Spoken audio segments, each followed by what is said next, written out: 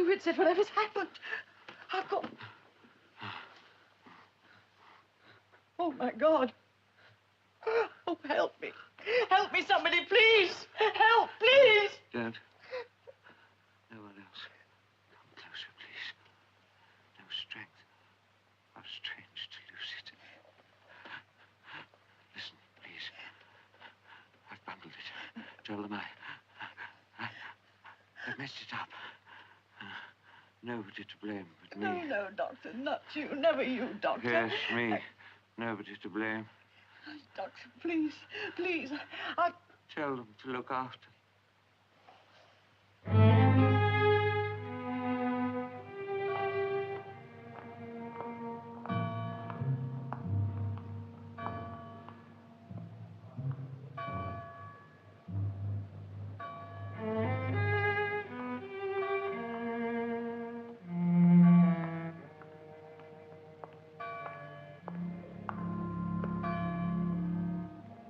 Sir Frederick?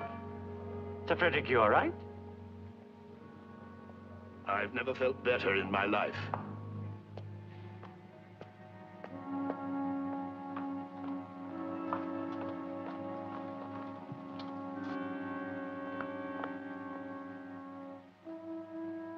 Why? Dr. Gillen, why should he do it? Why should he do something that contradicts everything he stood for? Without him, there wouldn't even be a British Analytical Institute.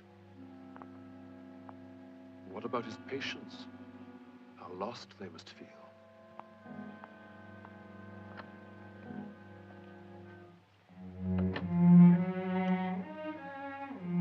Would you read that back, please, Mrs. Santana? Therefore, gentlemen, it is imperative. Imperative.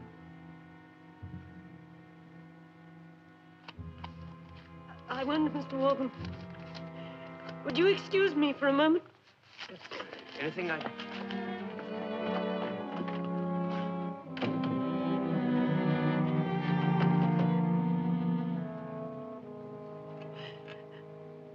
I'm sorry, Dr. Whitsett. I'm so sorry.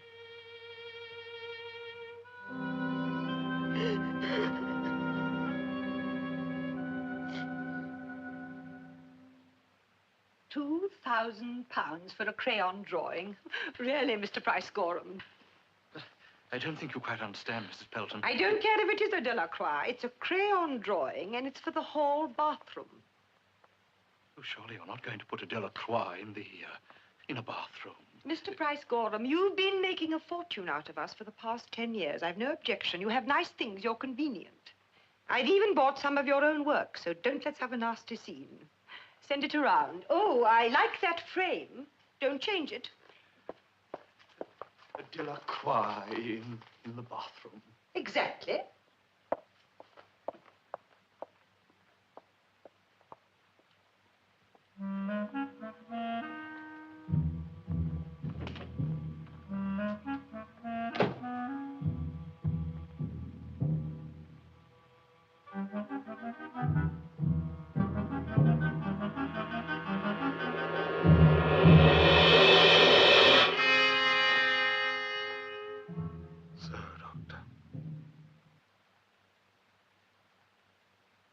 So, as we mark the 3rd anniversary of this American experiment of a so-called Peace Corps, shall we acknowledge it only as a noble gesture, merely a tease to the rest of the world, indicating that the United States has some fleeting moments of conscience?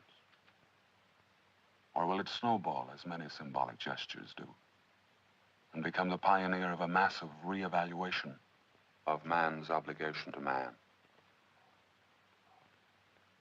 This is Alex Stedman for the American Page. Thank you, and good night. Hold it, studio. Hold it. That's it, Mr. Stedman. Could you hold on for a video check? Marvelous, Alex. Absolutely marvelous. It's going to be a great show. I think they're really interested. Interested? They eat it up. Of course, it's got to have the sour side. They do like it a bit nasty. You do it beautifully, and they believe you, Alex. An American reporting on his own kind. You mean turning on his own kind? Why so testy tonight? Don't you like being able to do a show about something good that's happening? You taking this show seriously? The whole world is unraveling. And we're trying to tell the British public that their American cousins have come up with a Boy Scout movement to stop space-age delinquents. You know what, Alex? Stay gloomy. There's money in the bank. Everything's product to you, Lou. Even a point of view. You're an impressive person, Alex. An unusually sober news commentator with a world-weary personality that people find attractive, yes. That is a product. What would you call it? Product. Cheer up, Alex. You're off camera now.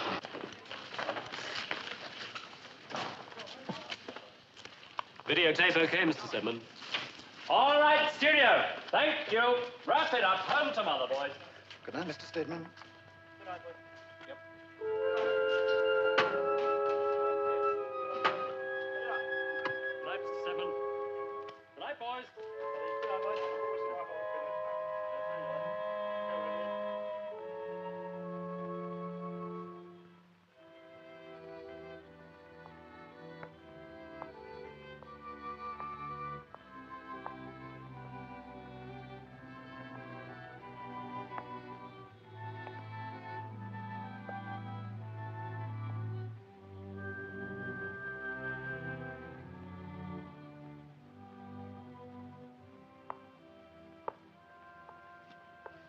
It's very complicated, isn't it?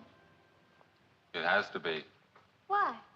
Saves people from having to think about what they're really doing. They have to concentrate on how to do it. That's therapy. Doesn't really help. Therapy. Are you looking for anyone? I believe they've all gone home. You haven't. How did you get in? I lied to the guard. Why? I'm obsessive. I lie to guards. It's not very serious.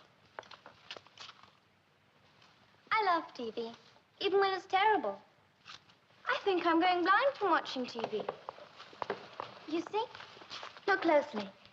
See the deterioration? I'm a victim of the electronic age. Me too. My father says you're a collector's item. He said you're an honest man. I've seen you in real life before, Mr. Stedman. Where was that? My father's house. Who was your father?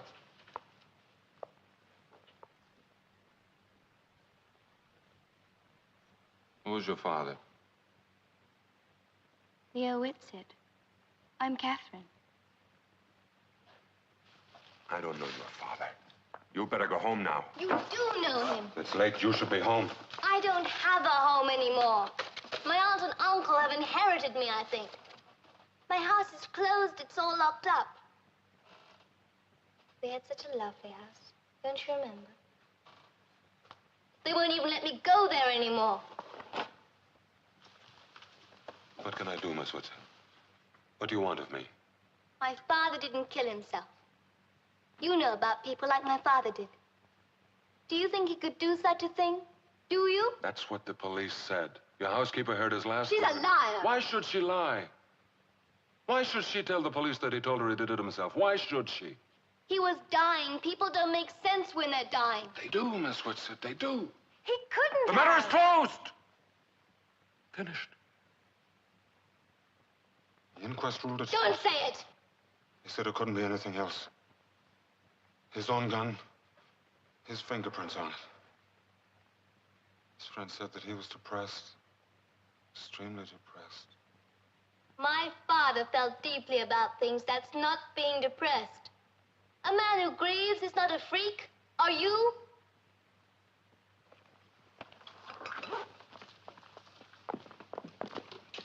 My father was murdered. He was. The idea of suicide would be the most terrible thing in the world to my father. He was murdered. I know it. You must know it. Please help me. Why me? I saw my father watch you on TV. He read all your articles.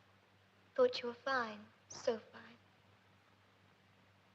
It's not wrong to ask for help. Is it? You must have spoken to the police. Over and over again, and what do? They comforted me. But I don't want to be comforted.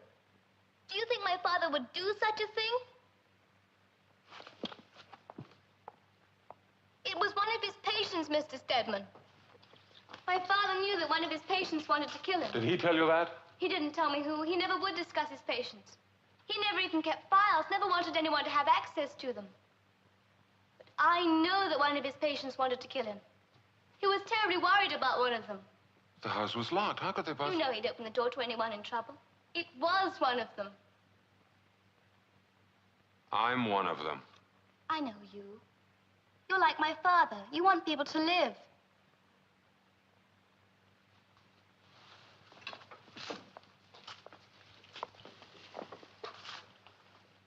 Will you help me, Mr. Stedman? Like my father helped you?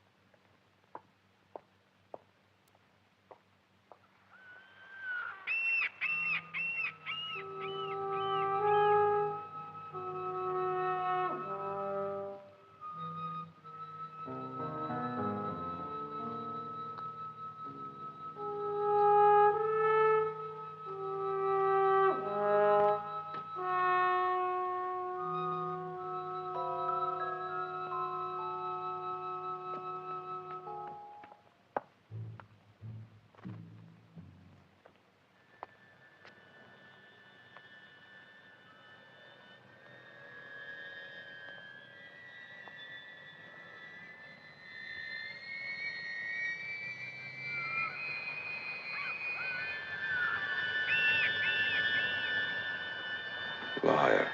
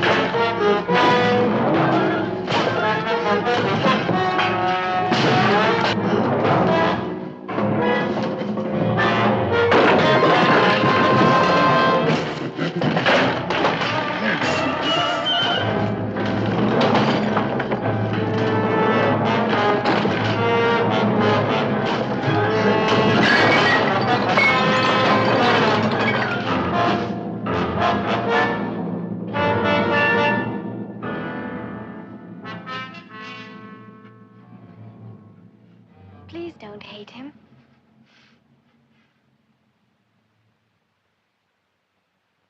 Know how to ride a bike?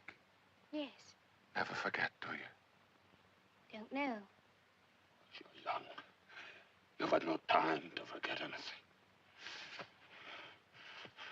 I forgot how to whistle, how to grin, how to talk to children without frightening them.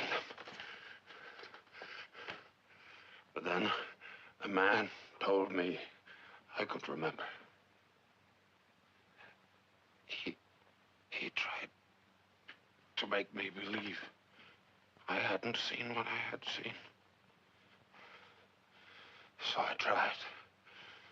I really tried. And then I heard a shot. The lesson was over.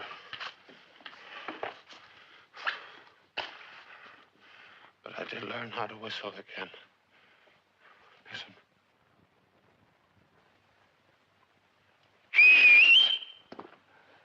And I have learned to laugh all over again.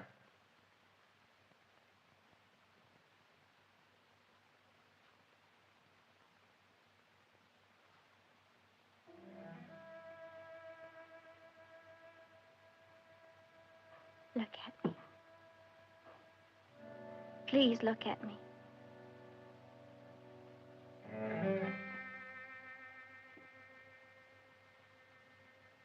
I swear to you, Mr. Stedman, on my father's grave, that he did not fool you, that he cared, that he did not die the way they said.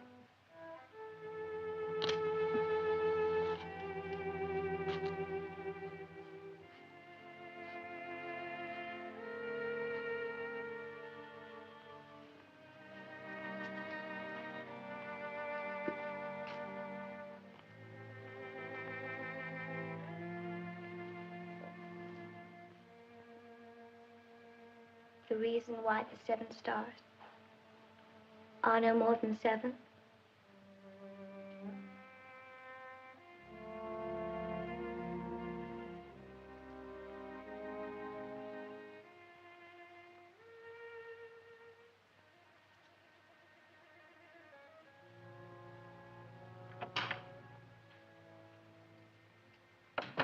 Because they are not 8.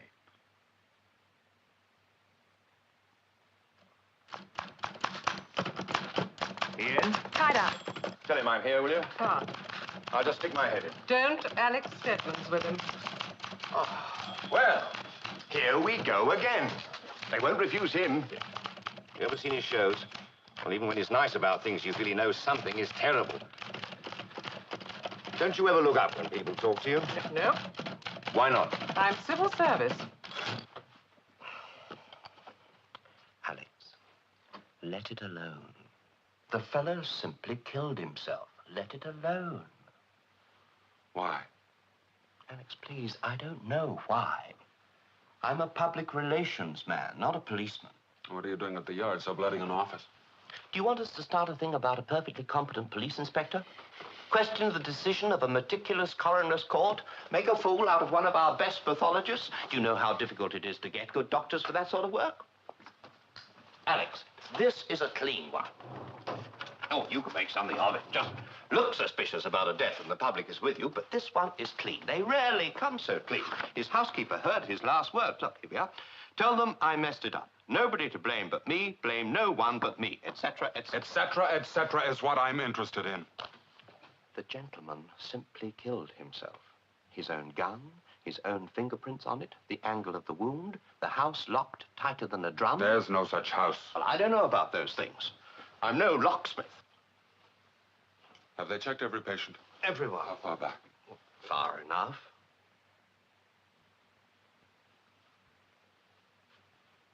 I'd like that list. I don't have it. The CID doesn't throw that material around. It's privileged information. You mean conveniently privileged? The police can use it, the courts can use it? And that's it. Not even the patient has access to them. A doctor's file. There aren't any files. I just want the names of the patients. I'll make it even easier for you. Just the names of the patients he was treating at the time. Even the names of the patients fall into the same category. And your people have checked them all. Patient Seymour Wright. Case closed, right? I want the names of the patients. I don't have them. Only the CID would.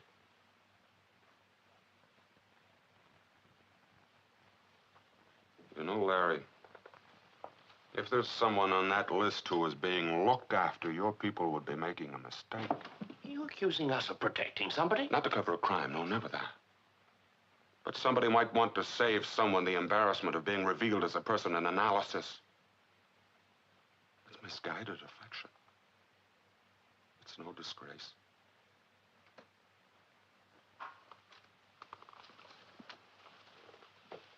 You ought to sneak a look at that list, Larry. You'd be amazed at who's on it.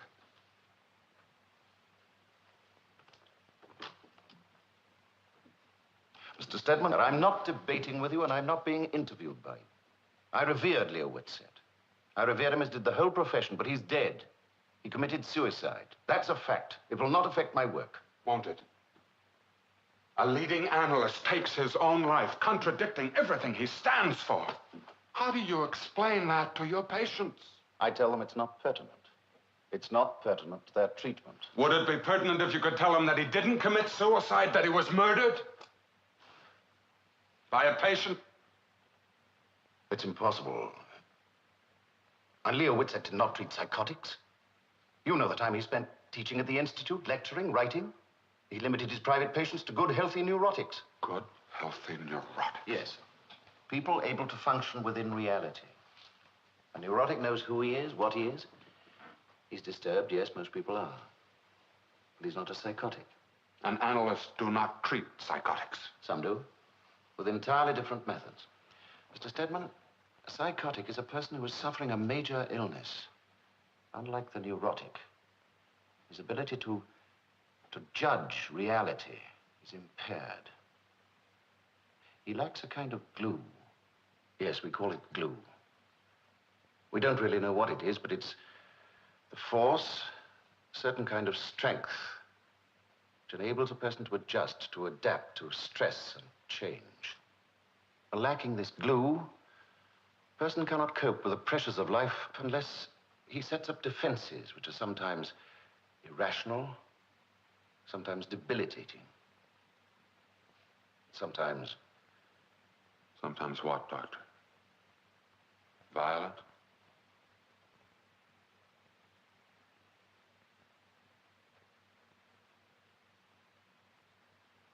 Would Leo Whitsett have accepted such a patient, Dr. Gillett?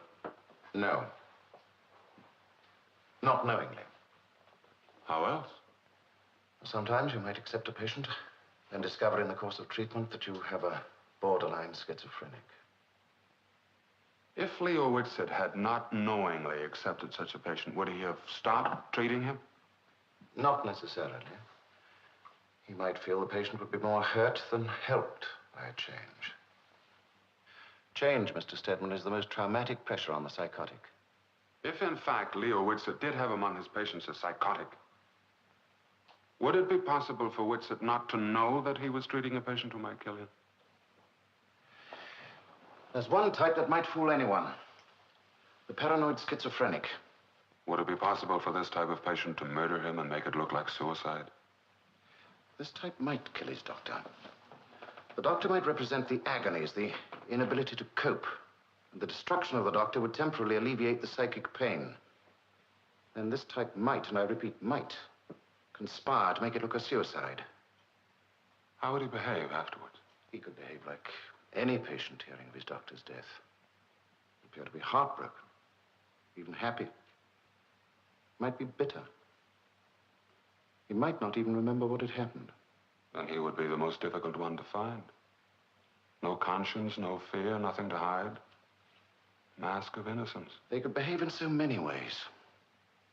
They could appear to be absolutely irrational. He could behave like you, Mr. Stedman. Could he continue to hide it to keep up the pretense? Yes. And the violence, the desire to kill, would it reappear? Inevitably. When the stresses became too much, when the pressure grew unbearable. Suddenly? On impulse? Sometimes it might be the result of very deliberate plotting, very careful scheming. Sometimes a sudden, violent outburst. Mr. Stedman, what I'm describing to you is one of the most terrible illnesses we know of. Then we should find that person. Dr. Gillen. I want a list of his patients. Mr. Stedman, there was no such patient. Are you sure? I'll find the patient. Don't. Why not? If there's any chance, the slightest chance that you're right, you're looking for one of the most dangerous people in existence. You won't know until... You won't know what to do, what to say. I do know how to listen, how to look, to wait. I'm a trained reporter, Doctor. I've spent most of my life looking for the truth. Not this kind of truth. It's special. Look around the world, Doctor. What's so special about madness? What's so special about murder?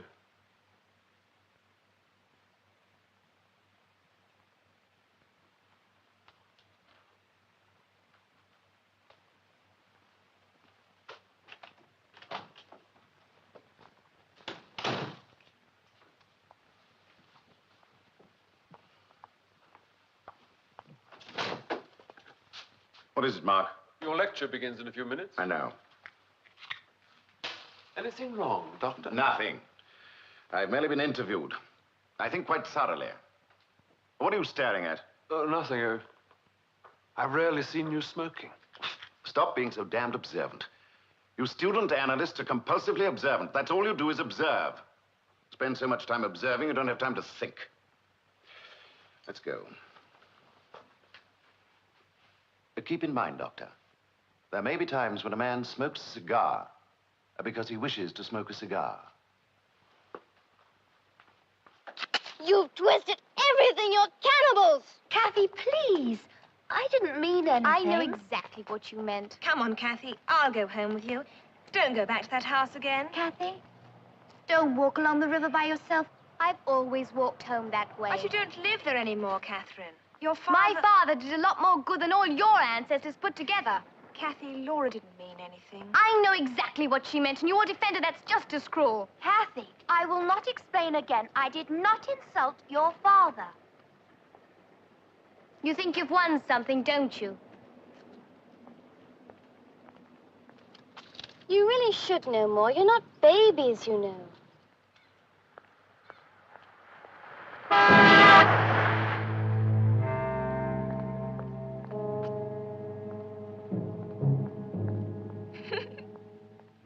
Suicide, you know.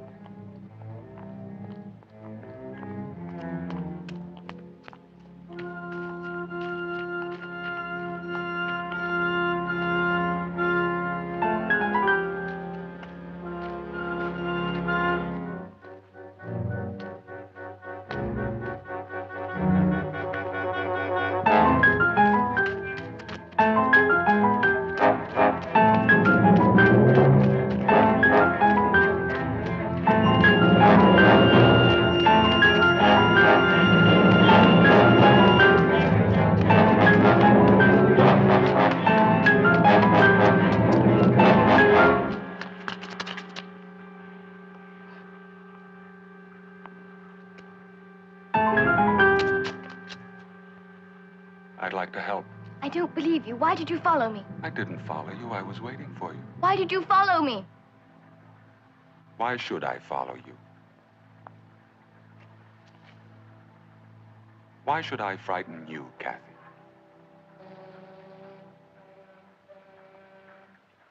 My father called me Kathy. How did you find me here? Your housekeeper. Mrs. Bales. She's very valuable. She told me you still walked back to where you used to live. Don't your aunt and uncle worry when you come home late? That's not my home. I'm never that late anyway. I only look at the house for a little while. That's not much to ask, is it? Is it?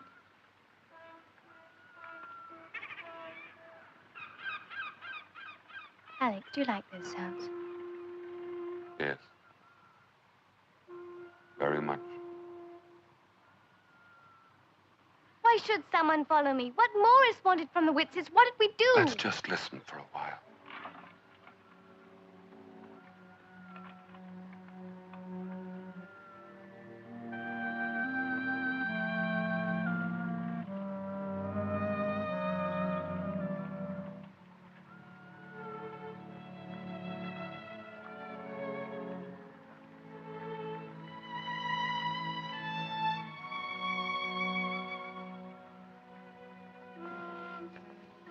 Are you used to being famous? I think so. I'd never get used to it. I'd never think it was real. Do you mind when people stare at you? Depends. On what? What kind of stare? How about like this? That's a nice stare.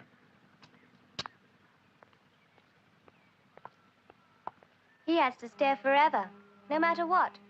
He just has to keep staring. The price of telling tall tales. Hans Christian Andersen, born in Odense, April the 2nd, 1805, published his first volume in 1822, was considered a lunatic by much of the community. Died in Copenhagen, August the 4th, 1875. That's very impressive. If accurate. Oh, it's accurate. My father said I was compulsively accurate. I never make mistakes on facts. Is that to the good? I don't know. It just is. My father said we all spend too much time wanting to know the good or bad in things. He said some things are. They just are. Didn't he tell you that? No, I didn't make it up. He did say it. I don't question it. He rarely said anything to me. I did most of the talking. He knows the third secret. The third secret. My father said everyone has 3 secrets. The ones they won't tell people, the ones they won't tell themselves. And? That's a secret.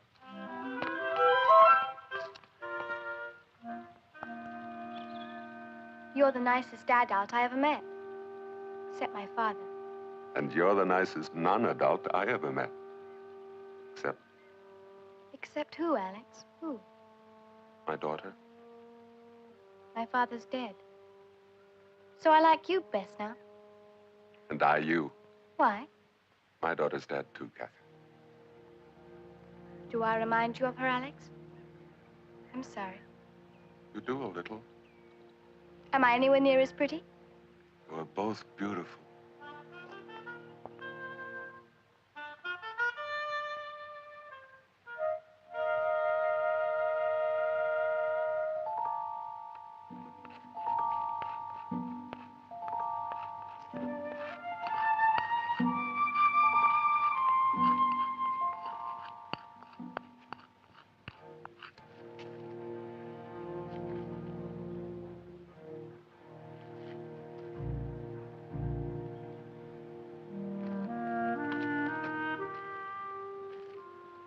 It's all right.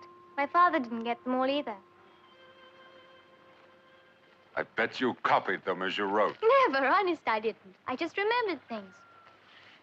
I'd write part of a line from Shakespeare on the wall in front of the house. The next day, my father would sneak down and finish it. We never told each other, but we knew.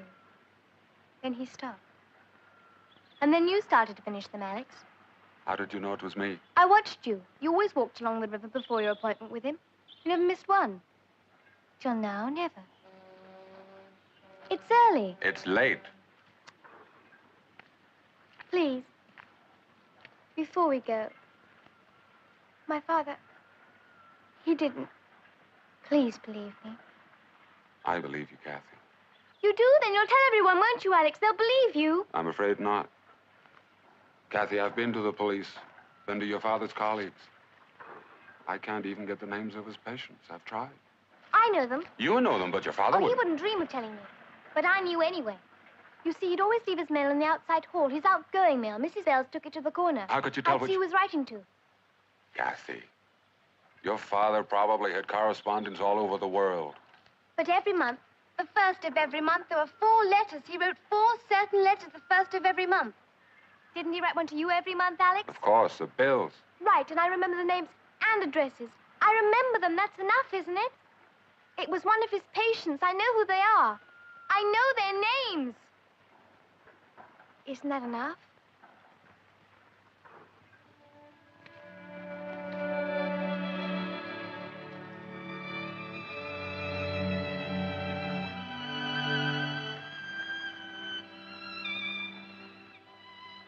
Go home now, Kathy.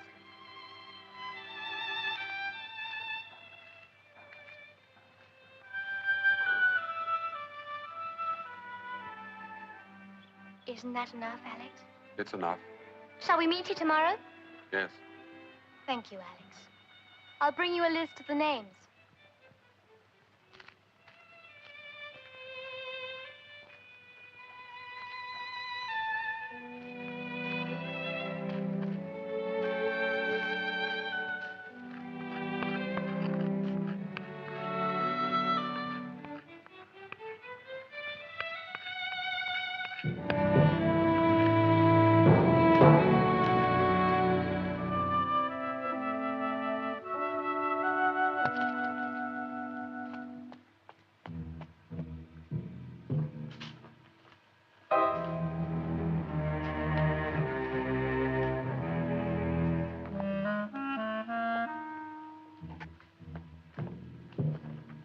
I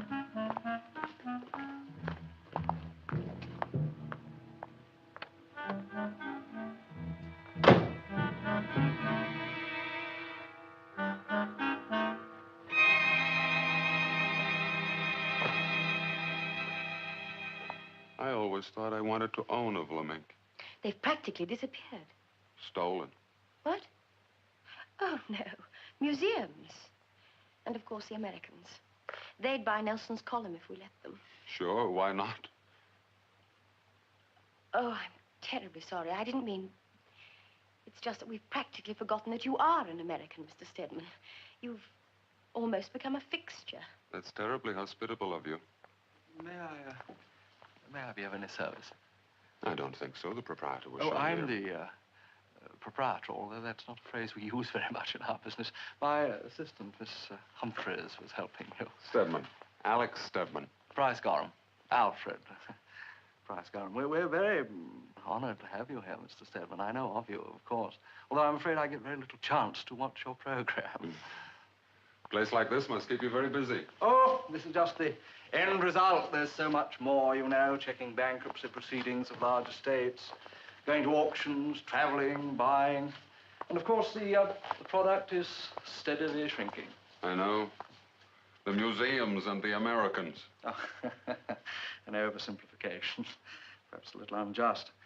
The world produces few masterpieces, Mr. Stedman, but many millionaires.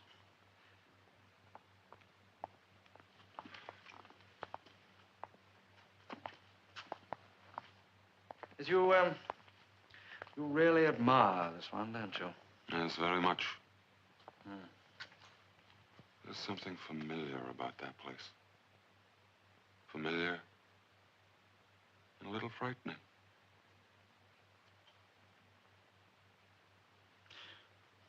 Yes, well, we've all been to places like that, Mr. Stedman. One way or another. There's a kind of despair in it somewhere. Yes, there is.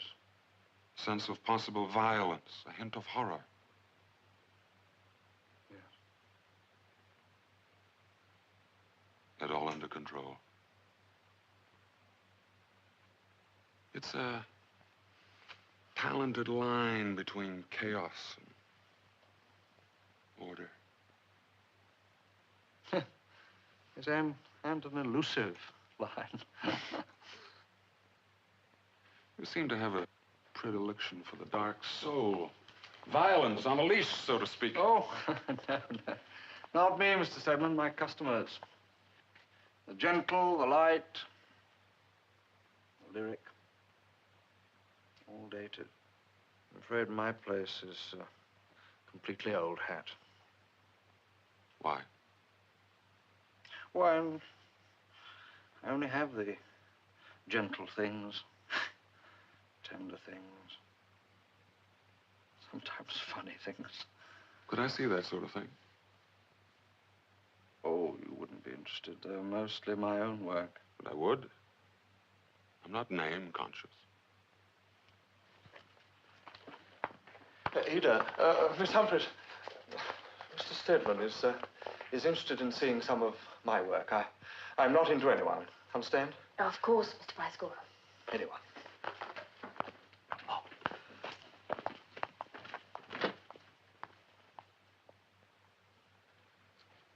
The sun is the most precious thing for my kind of work. I would think so. East Anglia, isn't it? You know that part of the country. My wife was born in Norwich. Oh, beautiful city, beautiful. Yes. Well, what do you think? They're very pleasant. Pleasant. Don't you see anything else? They're very relaxing. Vitality, Mr. Stedman, doesn't have to be gaudy, crude, sick. The real spine shouldn't be twisted all over the canvas. Something in work? No. No, it's just something I've been toying with. It isn't working out. That happens sometimes. I tell you something, Mr. Stedman, I don't sell these. Don't even try. I'm not an aggressive man. Not on my own behalf. I could sell them, of course. There are those who admire my work, but it's an ugly process. They tease you a little. They want to try them in the country house. And they want to buy them for nothing.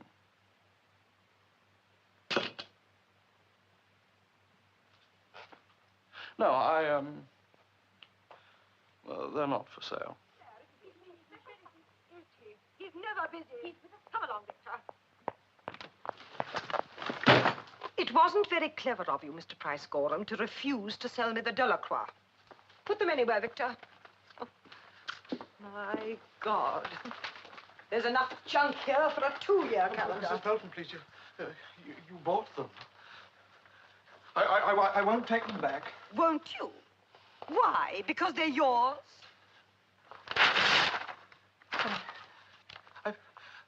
I've told my friends that I've sold. If you think they're too expensive, I'll make an adjustment, whatever you think is fair, but don't return them, please. You don't know what it means to sell. To really sell. Get up, Mr. Price Gorham. You look ridiculous crouching there.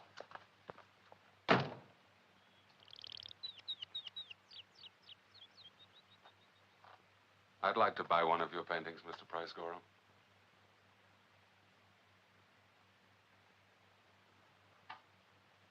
No charity, please. Charity? I'm sorry. What we've done to that word.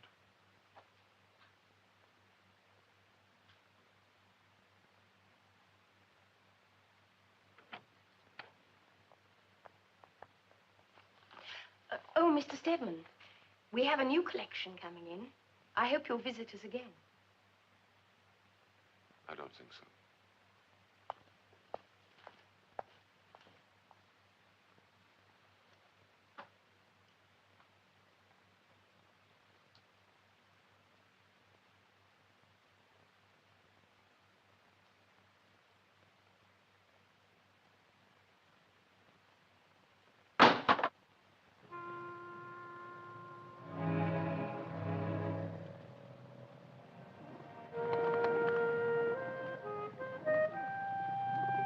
We'll never get rid of them that way. But why get rid of them? They're the only things we can count on to stay the same in London. Good luck to the pigeons. You think they appreciate it? Or do they take it for granted by now? Probably take it for granted.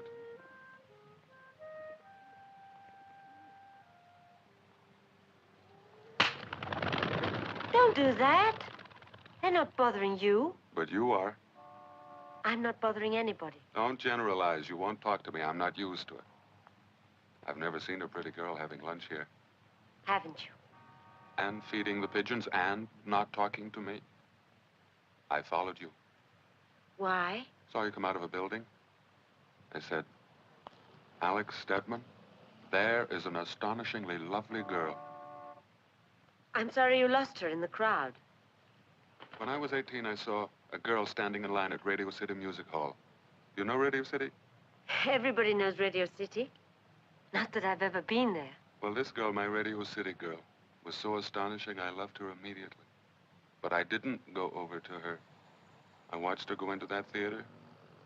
Never saw her again. She really must have liked the picture. I think you've missed the point. No, you haven't. Anyway, it ruined my life. Please say, how did it ruin your life? How? Thank you. I've never been able to stop asking myself whether I would have married her, had 12 children, and become gentle. If people want to meet someone, they just have to go over or something, haven't they? I don't know. I think it's easier for some than others. My name is Alex Stedman. I'm thoroughly harmless. My name's Ann Tanner. I saw you too, Mr. Stedman. I was just trying to unfreeze. You were what? I was trying to unfreeze. To get up and say hello. To say hello to a man who's given me thought and pleasure. And I didn't think I ought to intrude. Well, I think that people like you ought to be left alone. I mean, oh, damn. I can't even get picked up with any style. Yes, you can. You've been very elegant. Oh, elegant. The only time I tried to curtsy, my father had to call the doctor.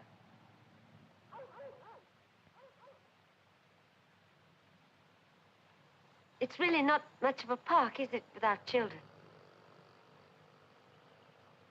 Well, it's not really very pretty at all. Even if it is out of doors.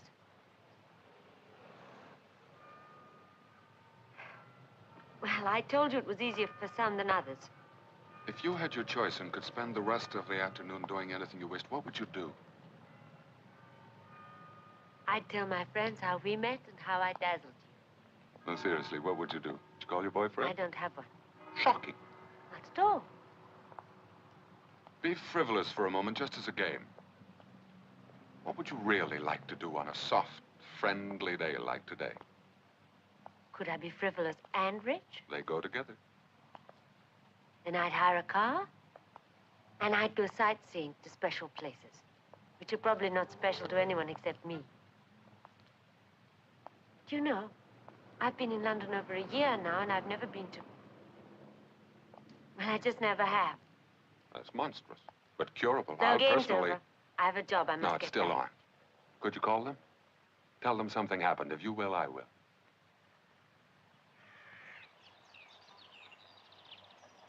And then? And then? And then? And then I decided that if I didn't know what to do, to be, I'd come to London and find out. And? I found out that the only thing I could really do was type fast. And then faster and faster. Is that all you found out, Anne? No. I found out other things.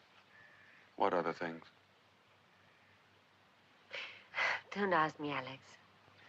It's been such a wonderful holiday. It's been so full. I still don't know why you asked me, but I don't care. Don't you have full days, Anne? Aren't you enjoying London? You should be doing fine. You'll never own anything more than these years. Let things happen to you.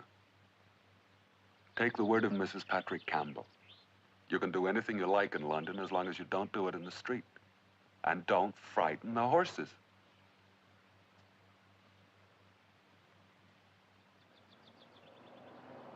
Look at all the cars, Alex. Everybody's going home. Bumper to bumper. That doesn't matter.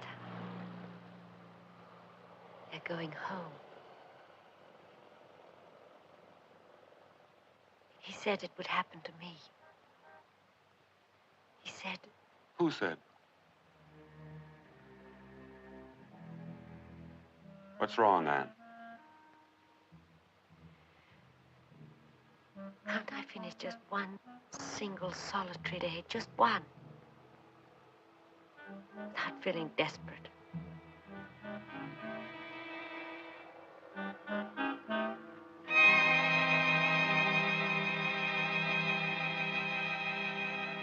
Oh, please come in. I'm Millie Hoving, Catherine's aunt. I just took a chance of stopping by to see Kathy. I hope I'm not... Oh, no, it's quite all right. Catherine talks of you all the time, Mr. Stedman. You've been so kind to her. Won't you sit down? Thank you. I'll tell her you're here. She'll be so excited. She's such a nice child, Mr. Stedman. Frankly, after my brother's death, I thought she'd become ill, but she's doing fine. Well, I had that made from a photograph. Leo would never sit for a portrait. Kathy looks a great deal like her father. She does. They used to say I look like him. when we were young. You look nothing like him, Mildred. Nothing like him at all. This is Mr. Yeah, I know it is. I'm Alden Hoving, Mr. Stedman, Catherine's uncle. Very pleased to meet you. Catherine says you were a friend of her father's. I was. Horrible thing, the whole business. Because Leo needed a doctor himself. But who knows? What good are they? If Leo couldn't cope, which of them can? Alden, please. Please? Please what, Mildred? I'll go and fetch Catherine. Some brandy, Mr. Stedman. No, thank you. It's not easy for us. We've never had children. But now she's ours. There's no money, you know, none. Except for the house, and that's on a mortgage. It took us years to get Leo to buy some insurance so that Catherine would be taken care of. He was so involved in other people's lives that he forgot to take care of his own. Finally, we convinced him. Then Catherine will be taken care of. All the policies were cancelled. They pay nothing on a suicide. It wasn't suicide. It was not. Don't you say that again, ever. Catherine, don't you dare talk to me like that. If you do, I'll... You'll do what, Uncle? Good night, Mrs. Stedman. Good night. It's late, Catherine. Isn't it? You ought to give them a chance, Kathy. They are new at it. It's nice of you to come and see me. I was wondering when. How are you? Fine. But I don't belong here, Alex. I'm a stranger here. They're your closest relatives, Kathy. They're going to sell the house, my house. Can they do that, Alex? Can they? I'm afraid so. Your father's executors can sell. Of course, the money is yours in trust. I don't want the money. I want the house. What would you do with it, Kathy? I'd visit it, look after it, guard it. And then when I'm old enough, I'd move back there. Isn't that fair? That's very fair. But I'm afraid too romantic for solicitors, accountants, probate courts. Those kind of people seem to run the world, don't they, Alex? And I'd never even heard of them before. And they were always there, Kathy. Guess you can only see them in the dark. I'd love you to see it before it's gone. I've been there. Not really, just to my father's office. The rest is so beautiful. I want to show you my house, Alex. I want to show it to you. Just once before they sell it. All right? All right. I have to go now. Don't go yet. I must. Alex, any news? Have you seen them? A few. But I gave you all the names. It was one of them. You'll find out, I know it. You look nice. You're all dressed up. Where are you going? I have a date, young lady. Don't suppose you'd wait for me. Wouldn't be so many years. You won't look at me by then. I'd be a relic. Never. I'd be old and ugly. Never. There's no such thing as never. Yes, there is. My father will never kiss me goodnight again. Never again.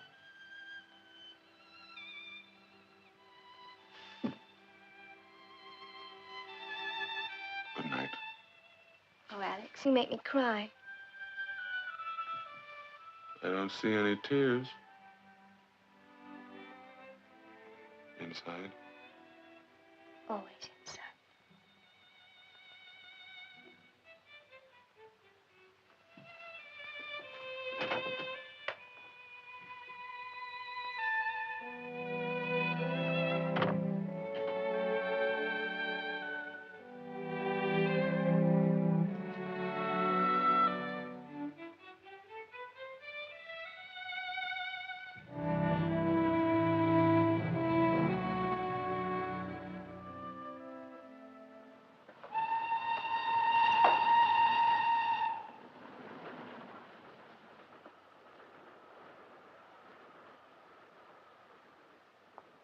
You read them all? No, but I count them all the time.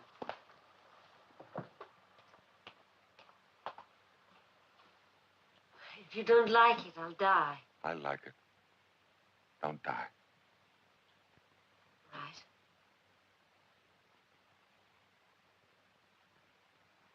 It's almost ready.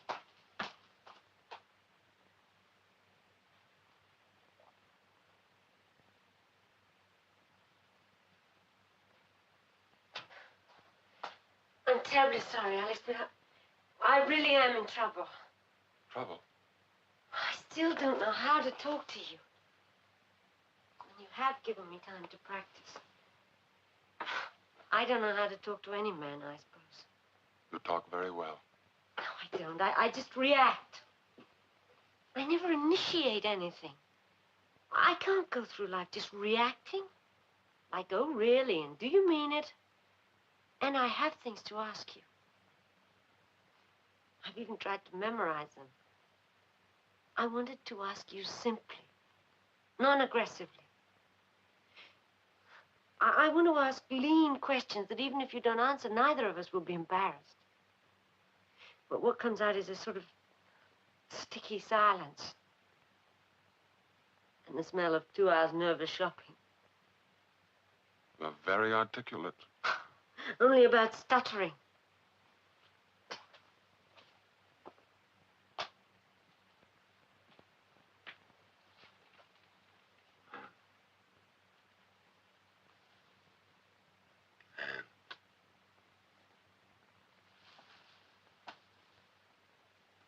The beginning is everything, isn't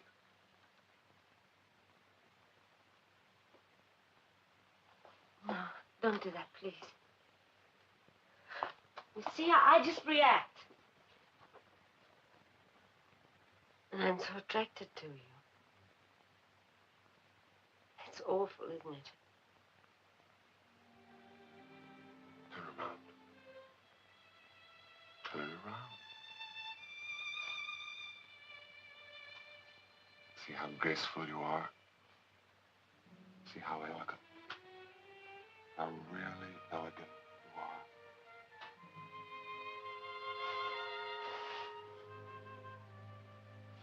are? No. Let me do it on my own.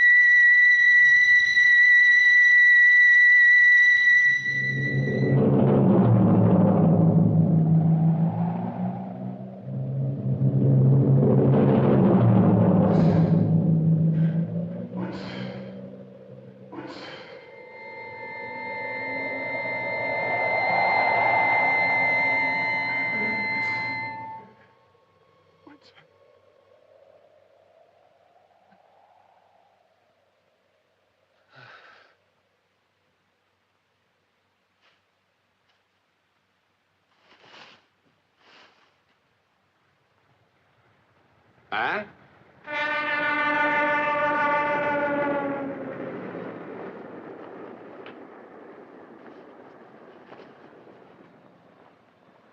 Anne.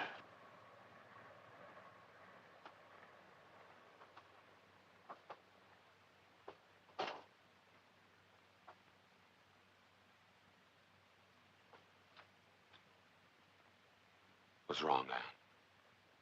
Wrong? Yeah? With this empty cave turned beautiful? So beautiful. And you made love to me.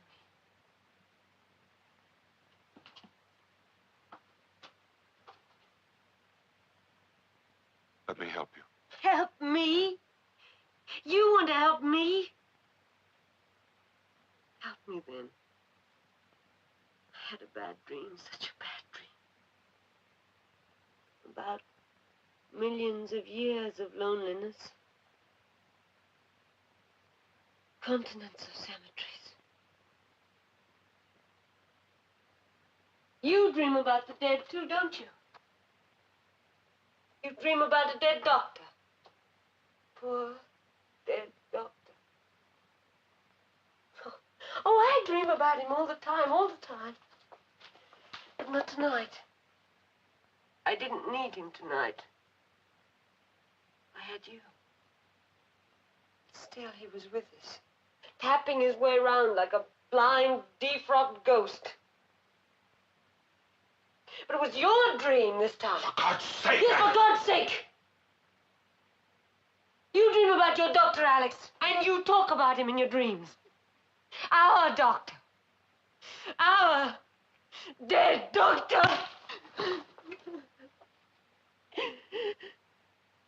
What do you want of me? Why humiliate a nobody?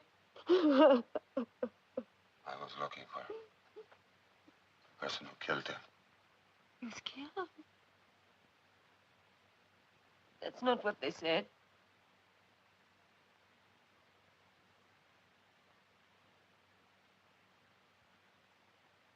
And you thought that I might have killed him. Don't you care anything about people? Don't you feel anything for them? I feel for Leo Whitson. And that makes you so noble. A commitment to the dead. So easy. No witnesses. And what about the living? Is there something so antiseptic about us? Does warmth revolt you? Does being loved make you impotent? It took Whitset's death to make you care for him. He did not die the way they said, not him. Kill him. I pray for his poor soul every day of my life. He doesn't need your prayers. He needs his reputation.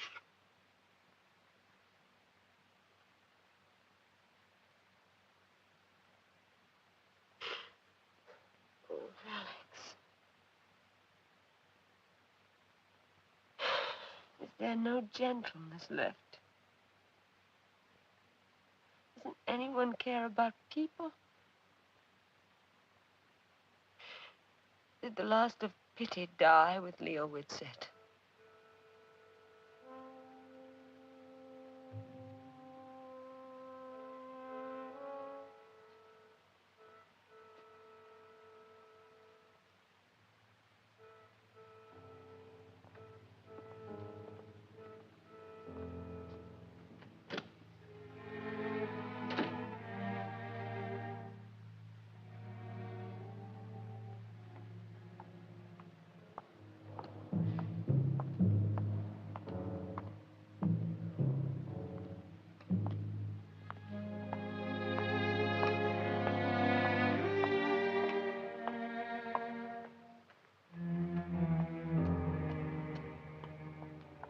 Proceeds was an experienced steel erector. The tower had already been erected to its full height of about 120 feet. But staging is required to be erected at various points up and down the structure to provide platforms from which the riveters could rivet the steelwork. The method of erecting such stagings involved the fastening of battens of wood known as needles horizontally at the sides of the structure. The inner ends thereof being approximately in line with the center of the tower, and the outer ends protruding out for some feet beyond the corner. Binks, I think we'll adjourn now. Tomorrow morning at 10:30. Of course, my lord.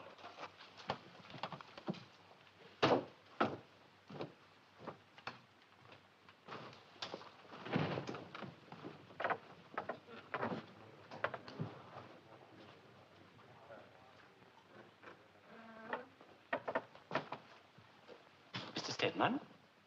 Yes. How do you do? My name is McHenry, Dermot McHenry. Yes. I am his lordship's clerk. His lordship's clerk.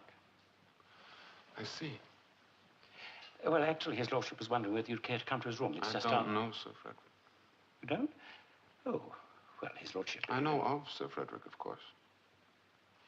It must take a great deal of patience to sit through one of these. Actually, it's a most interesting case. I probably didn't get the full implication. I'm sorry. That's all right. Actually, his lordship was wondering whether you'd care to take tea with him. Sure. Oh, well, then, if you'd kindly follow me in. Great. Yes, why not?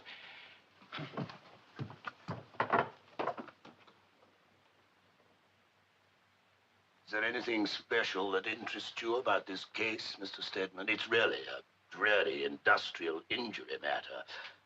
Endless. The whole business could have been settled by the solicitors. You know, they're the chaps who sit in front of the barristers. I know. Yes, of course, you lived here quite a long time. A long time. Like some... I assume that you're thinking of doing a program concerning courts. For the moment, I'm just browsing around. Oh, yes. Gestation before... I prefer to call it browsing. There's no commitment. Not even to myself. Oh, yes, but an idea is an idea. Once you have it, it's a little more difficult to control it. Hmm? You cannot film in the courts, you know. Of course not. No, yes, of course, you know that.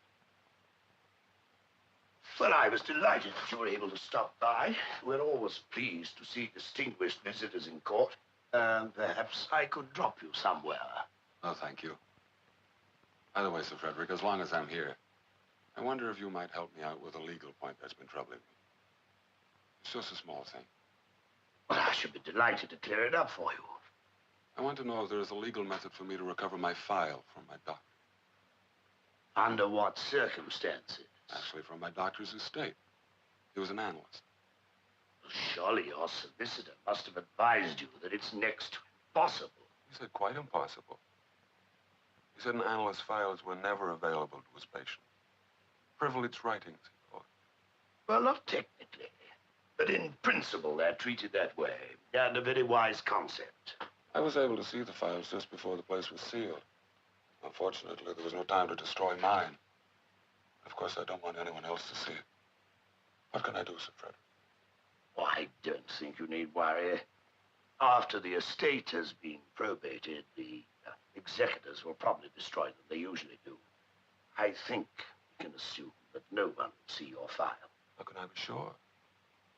I saw them. Them? I went through all of them. Mr. Stedman, I think that was an unconscionable thing to have done. My instinct, I guess. I can't resist looking at any information available, even privilege. Besides, Whitsett's dead. He can't possibly... Whitsett, he kept no files.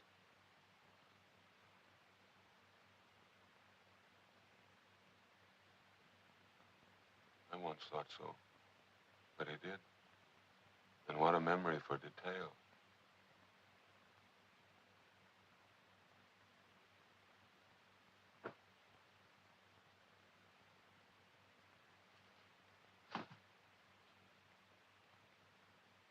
You were a long time getting around to this.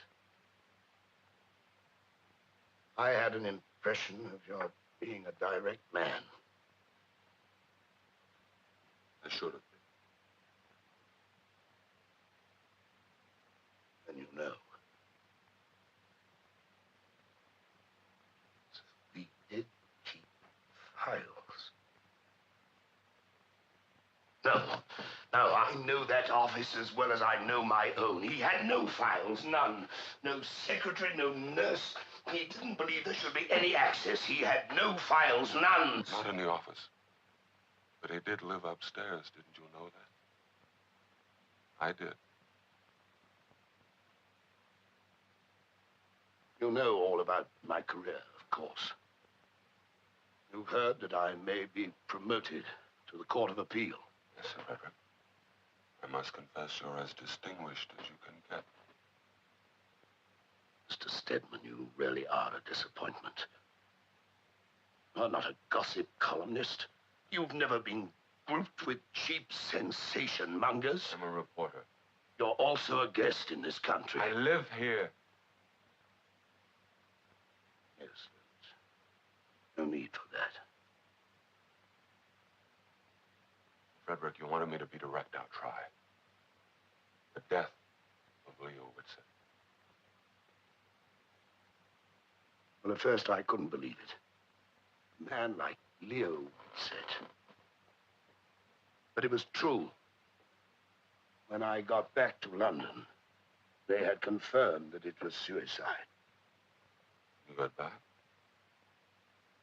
Where were you? I'd been sitting in Bristol. Mr. Justice Maxson had been taken ill. Where away? We were not in London when he died. What does it matter where I was? Matter of public record, anyway. What is important is where you were, and we know, don't we? Looking through the recorded anguish of other people. Mr. Stedman, please. It was a long time ago. Nobody remembers nobody. It's never happened again. Please. Only he knew. I told him I trusted him. Please, Mr. Stedman, it was a long time ago. I trusted him. There are no files, Judge.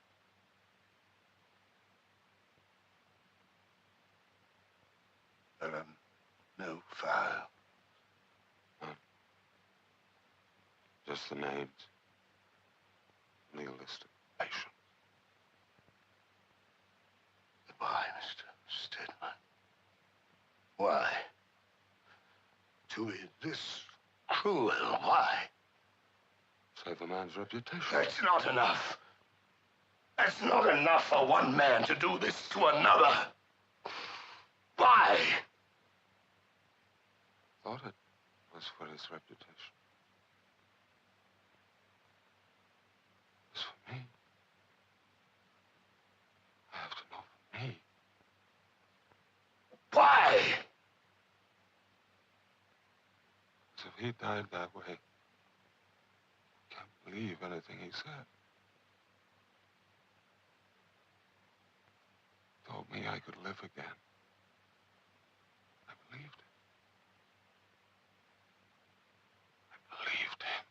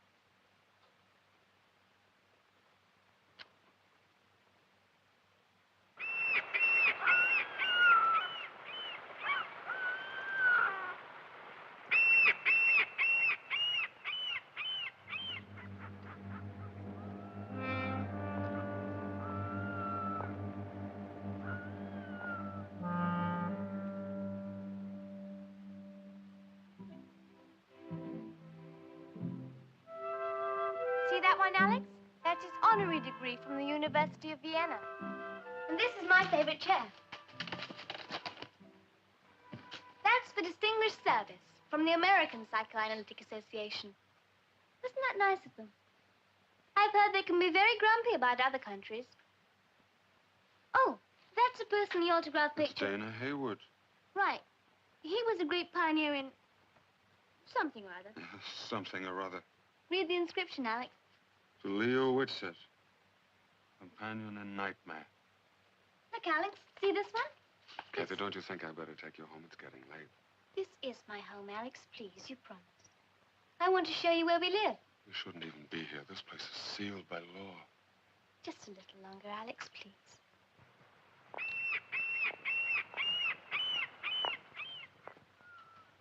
What's that? Oh, my father used to go there. It's near Colchester. I've never been there. That was his place. He went there to walk and think. He wrote his articles and books there. I used to nag him to take me.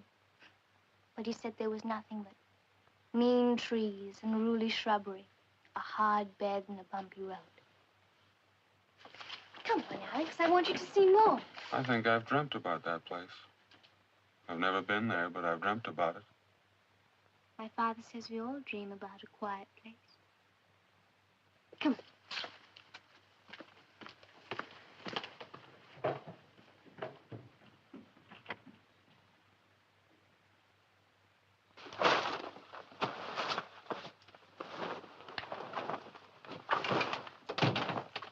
It is your room, Kathy.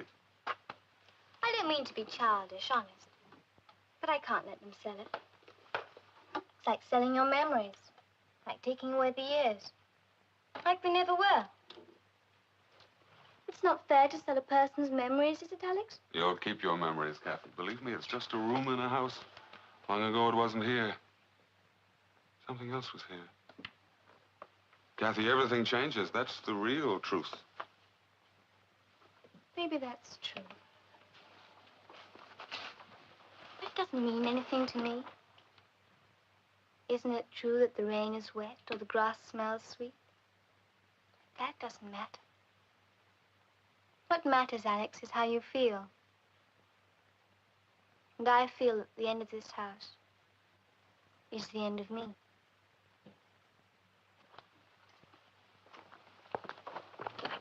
You see, it's just as comfortable a sitting bed as a sleeping bed. Catherine. Mr. Hoving.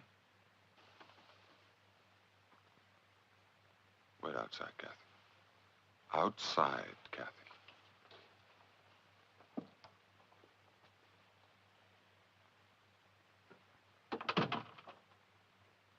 The girl is 14.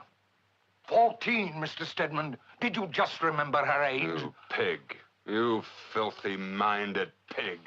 You rigid, narrow, dirty, thinking pig. I'll have you arrested. For what? I know your type, you worldly men. You were it all stages. You're jaded! Get weapons! Alex, don't! Alex, no, not again! Let him go, Alex! Alex, you were going to kill him. No, Kathy, no. You were going to kill him, too. It's not true. You don't understand. Oh, Alex.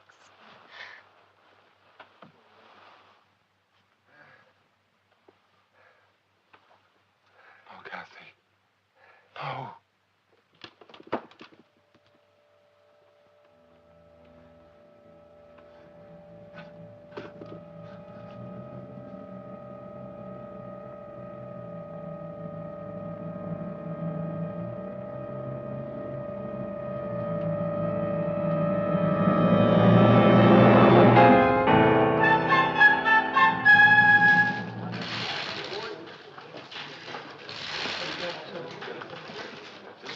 To make these changes, Alex?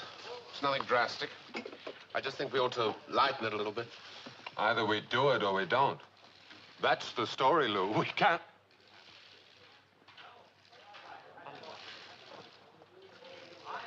Please turn up the sound. Has come to light concerning the death some weeks ago of Dr. Leo Whitsett.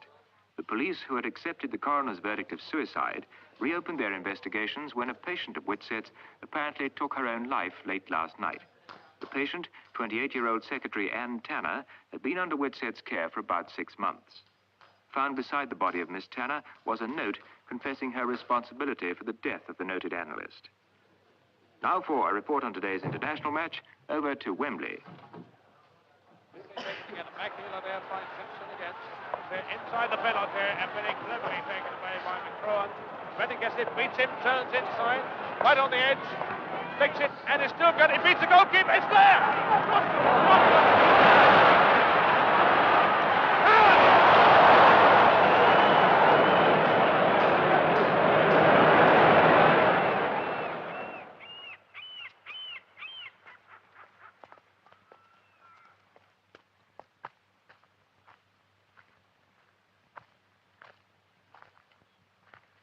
Won't you talk to me, ever?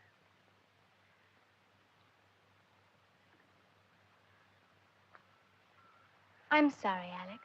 About what happened at my house. I was terribly frightened. My uncle, well, he is what you said. He was putting his thoughts into your head. I'm sorry about your friend, Alex. Even though I am sorry, Alex. They haven't finished the investigation, Kath. It's not certain yet. It has to be her, doesn't it? They said I can keep the house after they have a formal report. The insurance will be all right then. I'll be able to keep everything. My father wouldn't want strangers living in the house, Alex. I know he wouldn't. I don't want anything of his to be sold. What about the other house? Oh, the one in Colchester. We didn't own it. I'd never been there. It had nothing to do with me. My father said I wouldn't like it anyway. Just some mean trees, a hard bed, and a bumpy road. Yes. But I can keep my house, Alex. And I can come and go as I please. We may rent it for a while, but only for a while.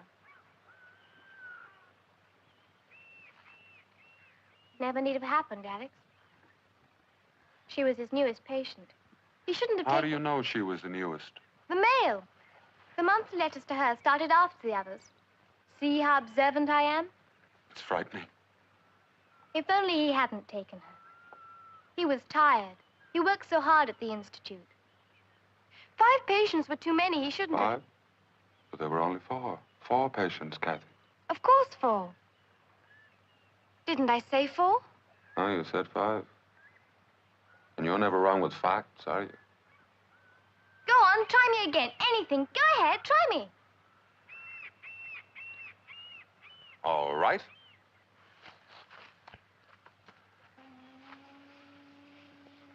Who lived there? Hogarth, Mr. William Hogarth. He resided there from 1738 to 1740. He's buried not far from here, Alex, in the Chiswick churchyard. Try me again. And who lived there? Mr. Horace Walpole. He lived there from 1748 to 1770. He died at the age of 80 as the 4th Earl of Orford. A lifelong victim of the gout. Why is there something funny about the gout, Alex? If it can kill people, why does it sound so funny? It makes people walk peculiarly. And it's a name from another time. Far enough away for us to laugh. You really know things, Alex. I only know facts. Did the police ever go to the house in Colchester, Kathy? No, they didn't know about it. Why not? It's my aunt's, you know, Aunt Millie. It was given to her by my grandparents. They died after she married that. She never told him it was hers. She didn't want to go there with him, so she let my father use it as his own. She loved my father very much. She wanted him to be so much happier than he was. Come on, Alex, ask me some more things. All right. The address of the house in Colchester. Now, that's difficult. An address you've never been to. Easy. 128 Willow Tree Lane, Stunham Farms, Colchester.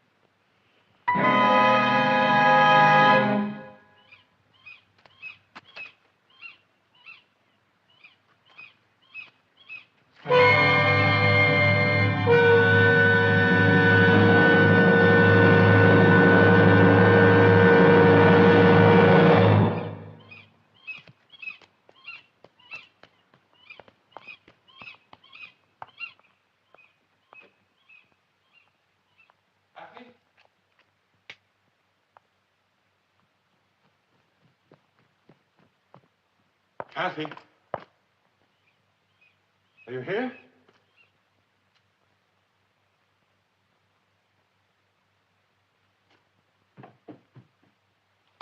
Kathy, don't hide from me.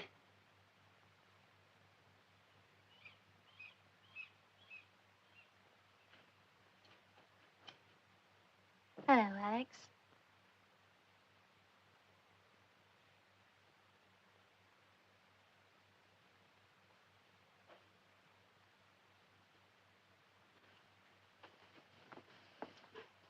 I was downstairs, Alex. I'm sorry I wasn't here to greet you. I was worried about you, Kathy. The housekeeper said you were staying with a friend. I am. Are you going to stay here all alone? I'm not alone.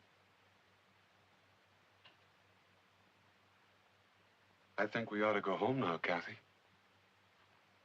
Where's that, Alex? Where there are people. People who care. There's no such place.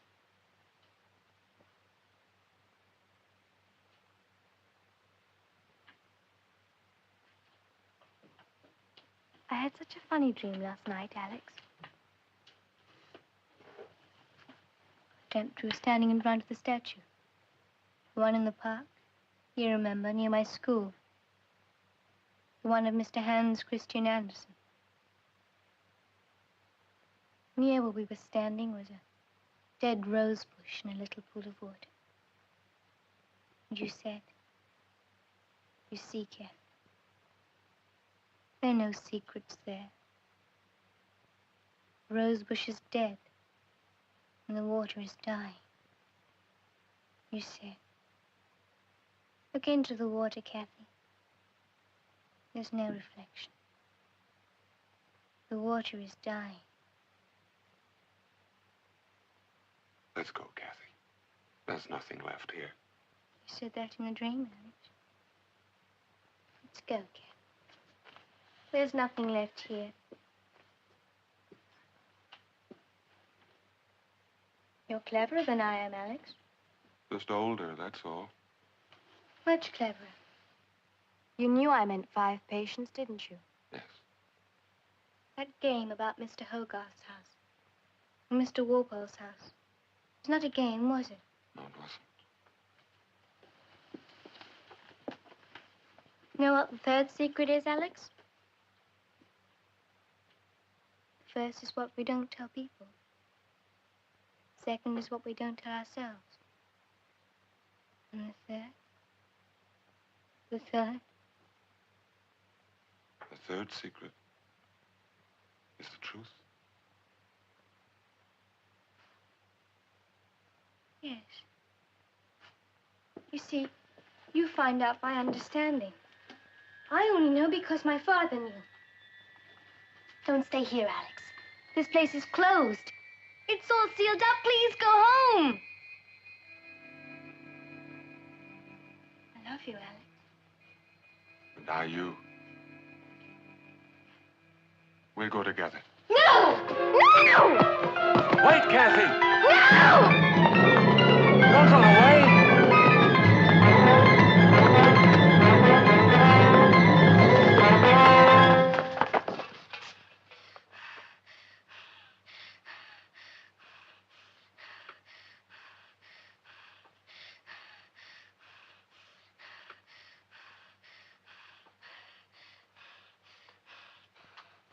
That doctor was a devil. He wanted to put me away. He wanted to shut me away. Father loved you, Kathy. He wanted to help you. You think I'd kill my father, don't you? He loved me. He begged the doctor not to send me away. Kathy, there was only one person. They had a fight. I know they did. I went looking for my father. I wanted to make him some dinner. He was getting so thin. But he wasn't home. There was someone else in the house. I took his gun. I came down here, and Kathy, you didn't mean It was a doctor I killed. But they sent another one, you. And you want to send me away, too, like him. Oh, Kathy. It was the doctor, not my father. I loved him. Not my father.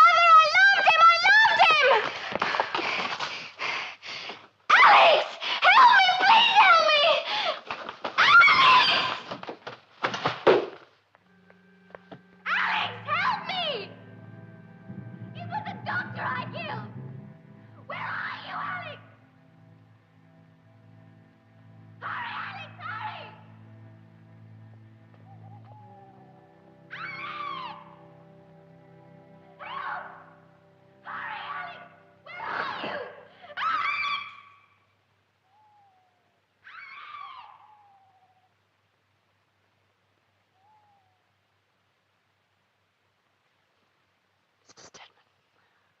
Why did my brother wait? He loved her. He was human. He was weak. My brother was one of the strongest people I know. And a doctor, a fine doctor. He was. And as a doctor, he made an early diagnosis. Borderline schizophrenia. That there was a chance she could still go to school. Took that chance. There's a chance she could stay with him. He took that chance. My brother wouldn't consider taking such a chance. And never with Catherine. Only with Catherine. Mrs. Ovey. Your brother must have been heartbroken. Trying to keep his child out of a world of screams, of silences. Out of a world where she would grow old. Without growing up. But why did she come to you? Why? She probably thought her father had some little respect for me. Confused, lost child. The sensationalism surrounding her father's death must have shocked her. And she came to me. And you believed her? Why not? I wanted to believe it. I was the man in search. I thought if your brother had killed himself, he had failed me. That's not true. However Leo Whitsett lived and died, he was a fine physician. He couldn't have failed me. He was only my doctor. Not my God. I've stayed too long. You rest now.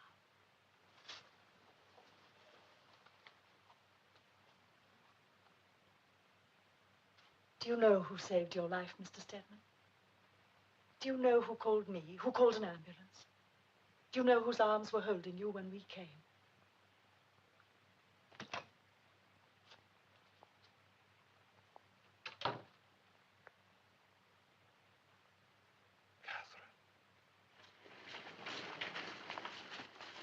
You won't enjoy this, Mr. Stedman. I don't expect to. She won't speak. She won't hear you.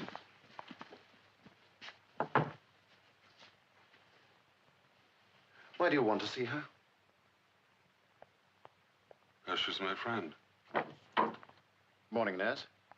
This is Miss Whitsett's visitor.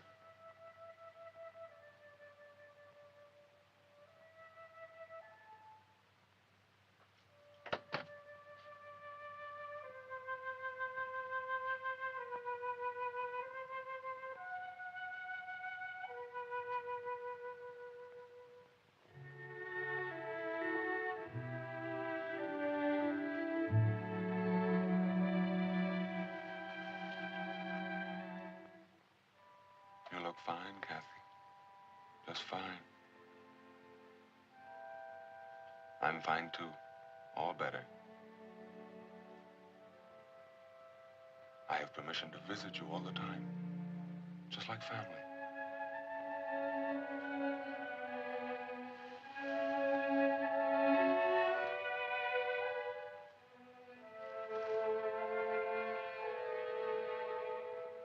All inside, Kathy. Always inside.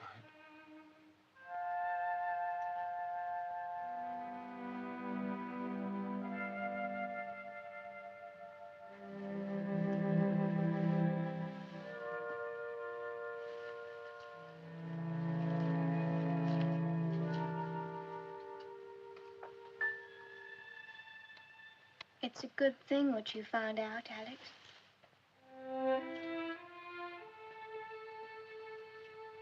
And what's that, Kathy? That he didn't die badly. It's a good thing, isn't it, Alex?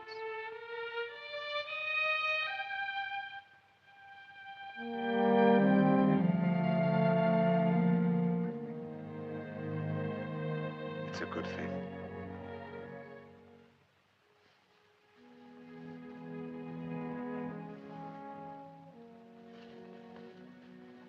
Look, Alex.